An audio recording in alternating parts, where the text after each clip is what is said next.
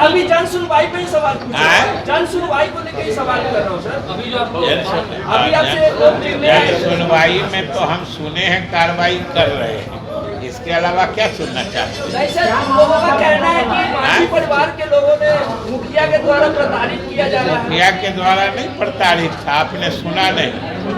वो उन्हीं के जमात के दलित बस्ती के लोग थे और दलित समाज के ही एक व्यक्ति द्वारा उनका रास्ता अवरुद्ध किया जा रहा था।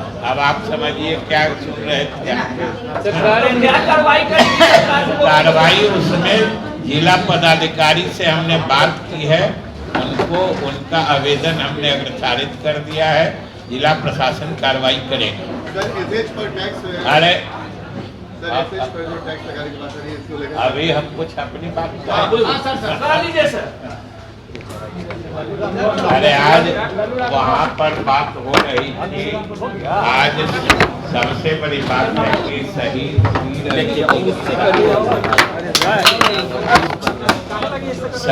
पीर अली का शहादत दिवस है और वो बिहार के बहुत शुरुआती जमाने के स्वतंत्रता सेनानी जो जिनको 1857 में अंग्रेजी हुकूमत ने फांसी की सजा दी और वो ऐसे देशभक्त थे सच्चे कि अंग्रेजों ने उनको एक लालच भी दिया कि अगर तुम अपने साथियों का नाम बता दो तो तुमको हम लोग छोड़ देंगे, लेकिन उन्होंने मृत्यु को गले लगाया, लेकिन देशद्रोह का काम नहीं किया, अपने साथियों का नाम नहीं बताया। वो इतने बड़े देशभक्त थे। इसलिए सबसे पहले आज का दिन तो बिहार और पूरे देश के लोगों को शहीद पीर अली जी को याद करने का दिन है।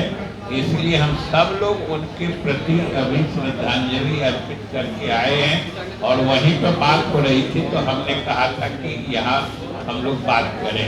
अब बोलिए क्या करें? सर मुख्यमंत्री नहीं पहुँचे थे वहाँ क्या? बीजेपी कार्यक्रम कई बार अभी पिछले दूसरे कार्यक्रम में भी ये तो जब जो उपलब्ध होते हैं पहुँचते हैं। ऐसा तो कुछ है नहीं कि हर एक कार्यक्रम में मुख्यमंत्री या हर एक कार्यक्रम में हम ही जाते हैं। जिस दिन हम उपलब्ध रहते हैं हम चले जाते हैं, मुख्यमंत्री जी उपलब्ध रहते हैं वे स्वयं जाते हैं, उनकी अनुपलब्धता रहती है तो हमको या किसी दूसरे मंत्री को भी अधिकृत करते हैं। ये तो सामान्य परंपरा। अच्छा सर, आपके अलायंस में जितना मांझी हो या चिराग पासवान हो, दोनों के बयान जिस तरह से आपस में टकरा रहे हैं, आमना सामना हो रहा है, अरे ये स्वाभाविक है, अलग अलग पार्टियां हैं ना, अलग अलग पार्टियां हैं तो कुछ सोच में अलग अलग बात आना स्वाभाविक है ना, लेकिन अंत में सरकार के निर्णय, सरकार की दिशा के साथ सभी पार्टियां, सभी दल के लोग होते हैं।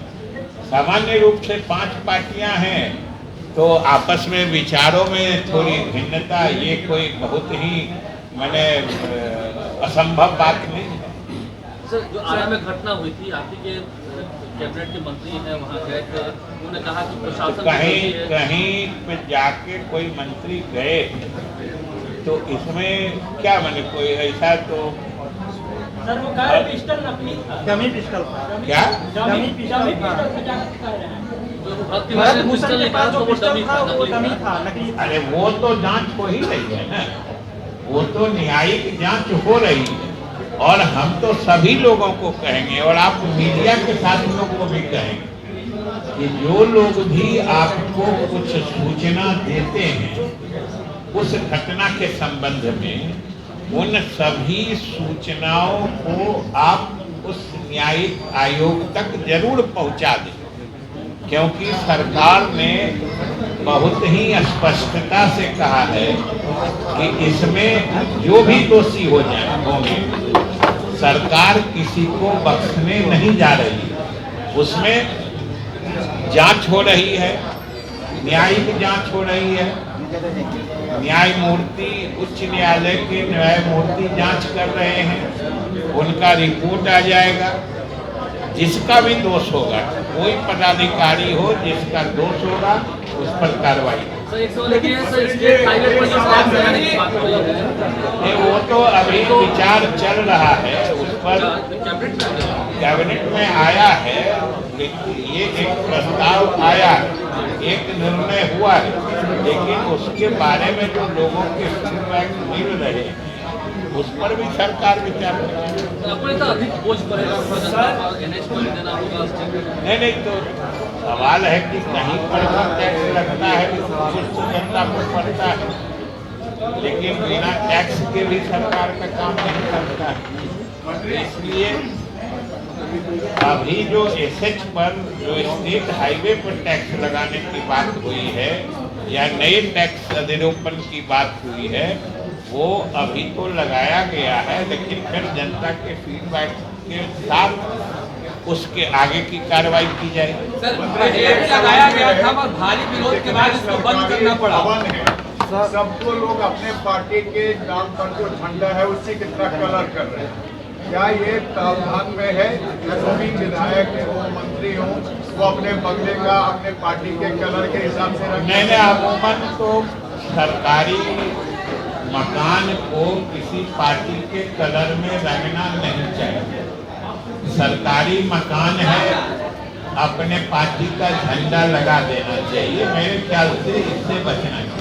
सर बिहार एनडीए की बैठक में बुलाई गई है 10 तारीख को। बिहार के एनडीए के विभिन्न जो पार्टी है, 5 पार्टियां हैं, उनके जिलाध्यक्षों की बैठक 10 तारीख को मुख्यमंत्री जी ने बुलाई है। उनके आवास पर बैठक होगी, उसमें सभी पार्टी के सभी जिलों के अध्यक्ष रहेंगे और सरकार के मंत्रीगण रहेंगे।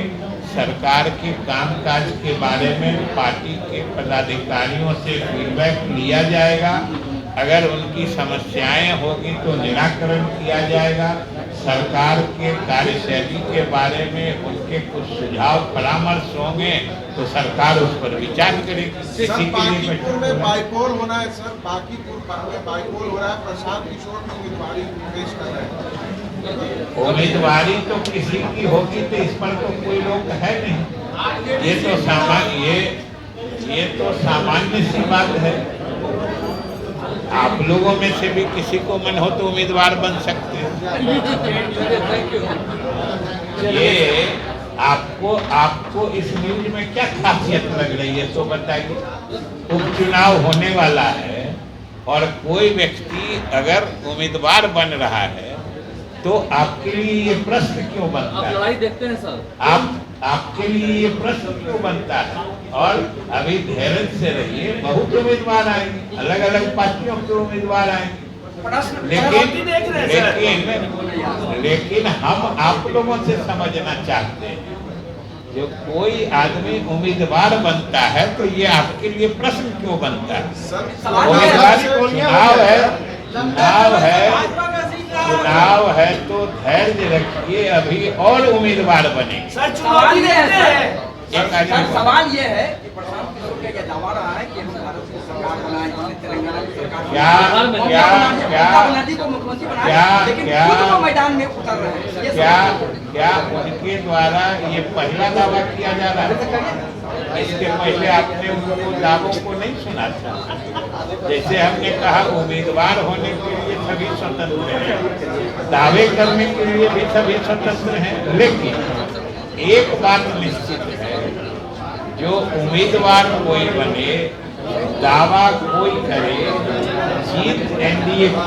शत्रुघ्न सिन्हा ने प्रशांत किशोर का समर्थन किया है बांकीपुर चुनाव। शत्रुघ्न सिन्हा हमने क्या कहा कि उम्मीदवार कोई बने, समर्थन कोई किसी को दे, जीतेगा एनडीए का।